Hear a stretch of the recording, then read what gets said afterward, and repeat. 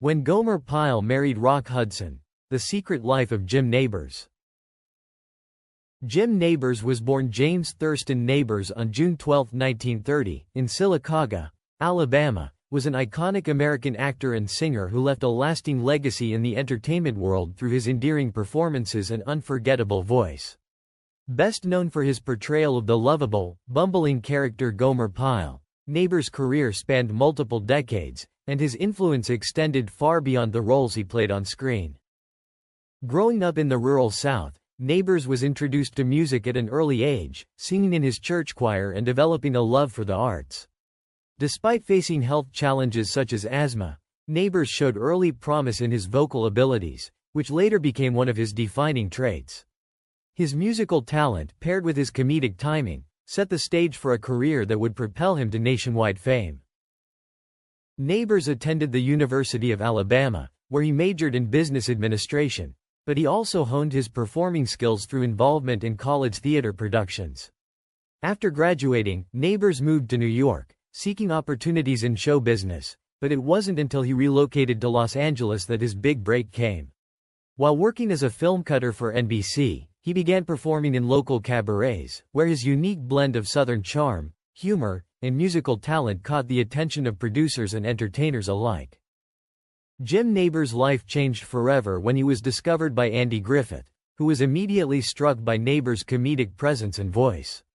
Griffith cast Nabors as Gomer Pyle, a goofy and good-hearted gas station attendant, on The Andy Griffith Show in 1962.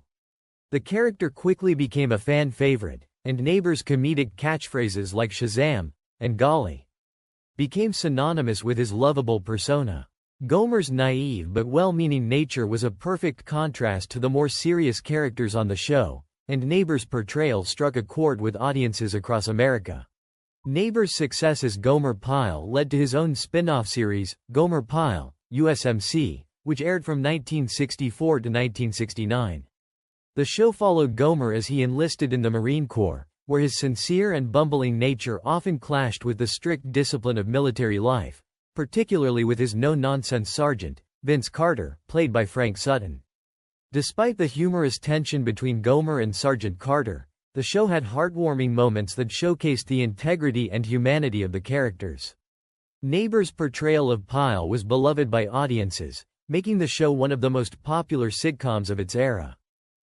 What set Jim Nabors apart from many other comedic actors was his extraordinary singing voice, which was a deep baritone that often caught viewers by surprise. Many were initially unaware of Nabors' vocal talents until he began singing on The Andy Griffith Show and later in his own variety show, The Jim Nabors Hour, which ran from 1969 to 1971. His rich, operatic voice contrasted sharply with his goofy, rural persona, adding to the surprise and delight of his performances. Nabors frequently sang on his television programs, performing a wide range of genres from popular standards to Broadway show tunes and operatic arias. His renditions of songs like The Impossible Dream became widely recognized and further cemented his place as a beloved entertainer. In addition to his television career, Nabors enjoyed a successful recording career, producing over 20 albums that showcased his vocal range. His music primarily focused on easy-listening ballads, gospel, and Christmas songs, and he earned several gold and platinum records. His distinctive voice made him a favorite among music lovers, particularly with his heartfelt renditions of patriotic songs and hymns. His talent earned him a loyal fanbase that spanned generations. One of Nabors' most cherished traditions was his annual performance of Back Home Again in Indiana, at the Indianapolis 500.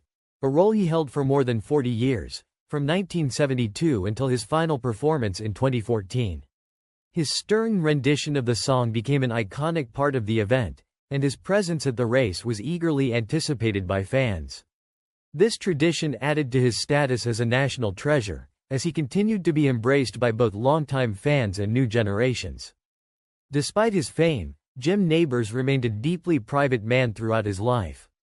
In 1975, he quietly moved to Hawaii, where he lived a peaceful life away from the Hollywood spotlight. In Hawaii, Nabors invested in local real estate and ran a macadamia nut farm, embracing the island's laid-back lifestyle. His Hawaiian estate became his sanctuary, where he enjoyed the tranquility of nature, entertaining close friends, and enjoying his personal life away from the pressures of fame. In his later years, Nabors' health became a concern, and he underwent a liver transplant in 1994 after contracting hepatitis B. Despite these challenges, he remained active in his career, continuing to perform and make public appearances well into his 70s.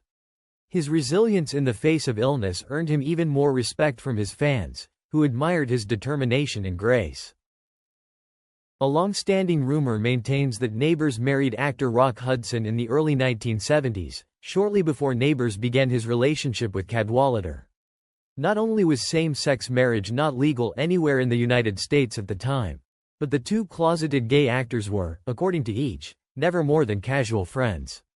According to Hudson, the story originated with a group of middle-aged homosexuals who live in Huntington Beach, who sent out joke invitations for their annual get-together. One year, the group invited its members to witness the marriage of Rock Hudson and Jim Nabors, at which Hudson would take the surname of Nabors' most famous character, Gomer Pyle, becoming Rock Pyle. The rumors spread, and because of this, the two made sure they were never seen in public together. In 2013, at the age of 82, Nabors made headlines when he married his longtime partner, Stan Cadwallader, in a private ceremony in Washington state, shortly after same-sex marriage became legal there. Nabors had always been private about his personal life, but the news was met with widespread support and joy from fans and the entertainment community alike. His marriage was a testament to his belief in love and the importance of living authentically, even in his later years. Jim Nabors passed away on November 30, 2017, at his home in Honolulu, Hawaii, at the age of 87. His death marked the end of an era for many who had grown up watching him on television or listening to his music.